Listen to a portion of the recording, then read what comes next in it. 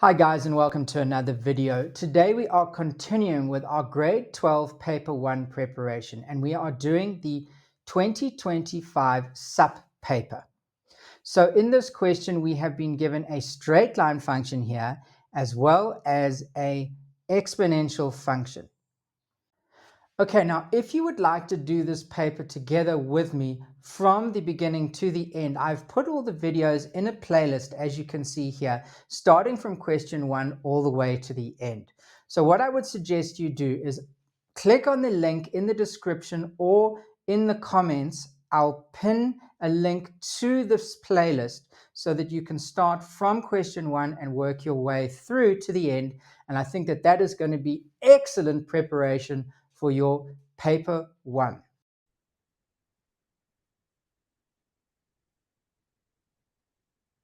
Okay, so 6.3 gives us an exponential equation, f of x equals 2 to the power of x minus 4, and gx equals mx plus c.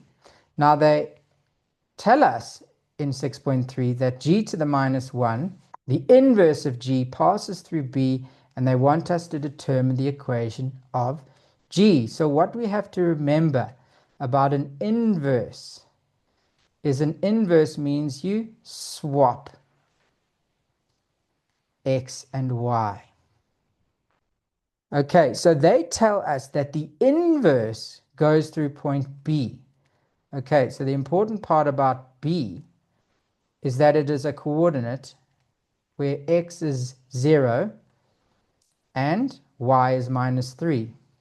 Now, if the inverse passes through B, then the g will pass through the inverse of this point. In other words, swap x and y. So if we swapped x and y, this point would become negative 3 and 0. So I've made the y the x and the x the y. And that now gives us 2 points on the line G. We now know that this point here is negative 3 and 0. So we now know that E is negative 3, 0. So we have 2 points on G, and we can get the equation of G. So we remember that G, I'm going to write it here, G is equal to mx plus c, right? And where G, actually, let me just put G of x. Okay, so we know G of x stands for y, and the x plus, and then c, right? So I'm going to do the m in pink and the c in blue, just so that we can see what's going on. Right, so I can figure out my m because I have 2 points, right? I have, we'll call A the x1 and x and y1. So that'll be x1, y1. And then this point E will be our x2, y2, right? So m is equal to change in y, so y1, which is 4, minus our y2, which is 0, over our x1, which is 3, and our x2, which is minus 3. And we get 4 over 6, which is 2 over 3. Now we can use either of the points in order to sub back into the equation to get what c is. Right, so let's just use our point A, right? So the y value is going to be 4, right? So for g of x, which is another way of saying y, right? So this is y. So we make that 4, right? Equals, and then our m is 2 over 3. We've worked that out. Now our x is going to be that 3, isn't it? Okay. Plus c, right? Plus c. And so now we can figure out what c is.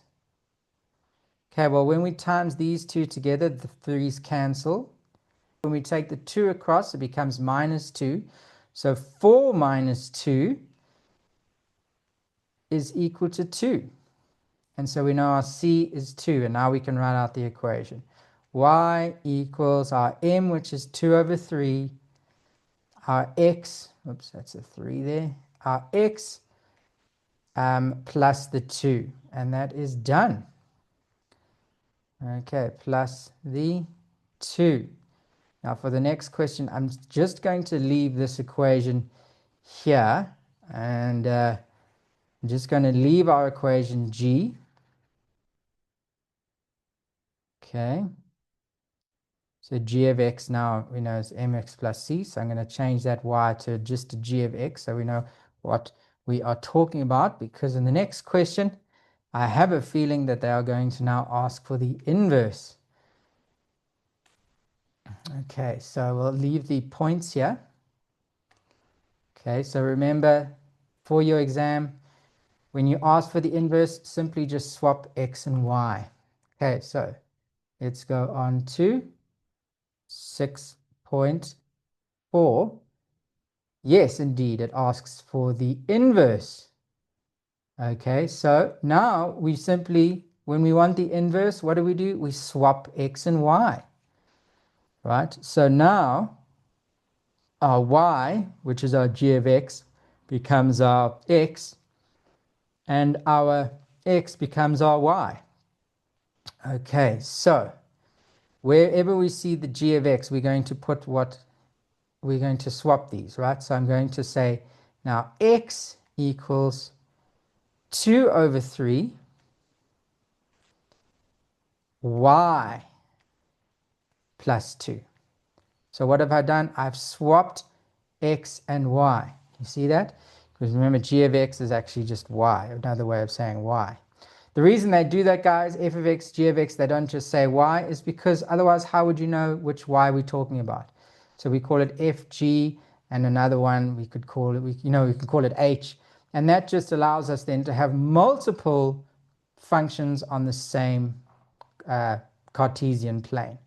Okay, so now that we've done that, we have to then get y the subject of the formula. Okay, so the easiest way to do that, let's take the 2 across, and so we'll get minus 2, and so we'll have x minus 2 equals 2 over 3y. Okay, 2 over 3y. Now, just to speed things up a bit, I'm going to stop with the colors now that we've kind of see what we are doing. Okay, and so now to get y by itself, let's times by 3 over 2. Because that will then mean that these will cancel, leaving us with just y. Okay, so times the x by 3 over 2 and the 2 by 3 over 2, right? And so we'll get y equals 3 over 2x. The 2's cancel and we get minus 3. Now we want to just write that as g dash of x now. Okay, so what I'm going to do, now that we've done that, I'm going to erase this because I can use this g, and I can see not g dash, g to the minus 1 of x is equal to 3 over 2x minus 3. Okay, and that is our answer for 6.4. All right, now let's go on to the next one. Okay, perfect. We are now on question 7. So I'm going to clear all this. And what I'm going to do now is I'm going to ask you guys to pause this video, try and do this question on your own. In the next video, what I'm going to be doing is this question and then the rest of question 7, because we are now onto a new section, financial maths.